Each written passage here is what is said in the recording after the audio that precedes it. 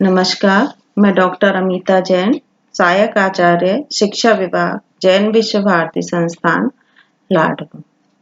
आज का हमारा टॉपिक है माध्यमिक शिक्षा स्वतंत्रता के पश्चात कैसी थी।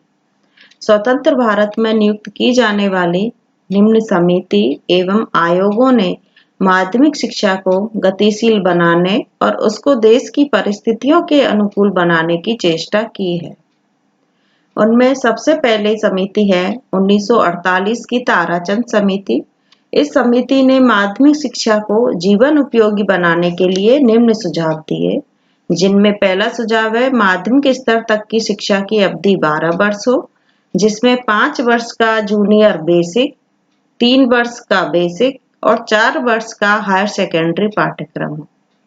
और दूसरा उन्होंने सुझाव दिया माध्यमिक शिक्षा बहुउद्देशीय हो। तीसरा सुझाव दिया माध्यमिक शिक्षा की जांच करने के लिए एक आयोग की नियुक्ति की जानी चाहिए। और दूसरा है हमारा कमीशन 1948-49 का राधाकृष्णन कमीशन। इसको विश्वविद्यालय शिक्षा आयोग भी कहा जाता है। इस आयोग का मुख्य उद्देश्य विश्वविद्यालय शिक्षा की जांच करना था। अतः आयोग ने माध्यमिक शिक्षा पर विचार विश्वविद्यालय शिक्षा के संदर्भ में ही किया है।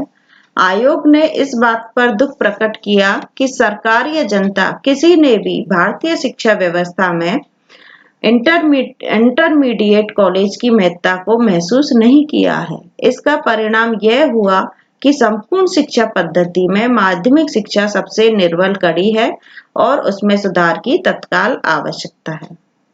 अब आगे है हमारा 1952-53 का मुदालियर कमीशन अर्थात माध्यमिक शिक्षा आयोग। इस आयोग की नियुक्ति निम्न उद्देश्यों से की गई थी।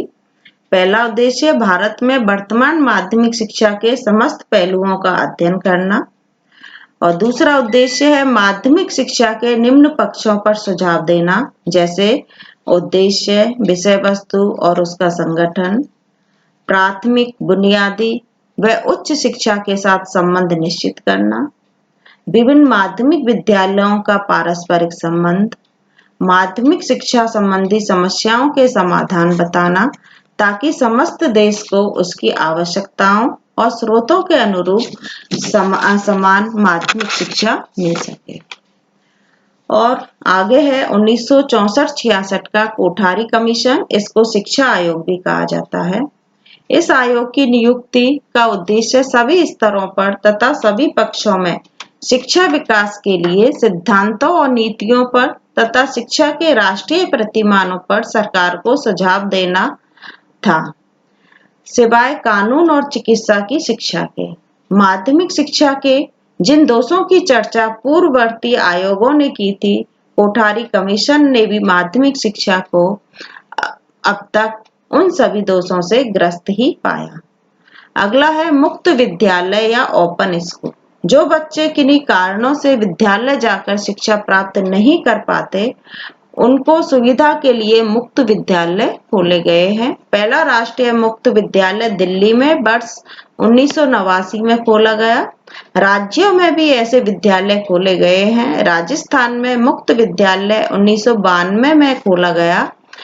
इन विद्यालयों के प्रवेश के लिए न्यूनतम और अधिकतम सीमा निर्धारित नहीं की जाती। इनकी परीक्षा पद्धति, पाठ्यक्रम, पाठ्यपुस्तकें आदि नियमित विद्यार्थियों की ही तरह है, लेकिन यह सुविधा दी गई है कि विद्यार्थी एक साथ सारे विषय नहीं पढ़ पाते हैं तो धीरे धीरे एक एक विषय की परीक्षा उत्तीर्ण कर सकते हैं। पाठ्य सामग्री पत्राचार द्वारा भेजी जाती है। इसके लिए संपर्क कार्यक्रम द्वारा व्यक्तिगत निर्देशन भी दिया जाता है।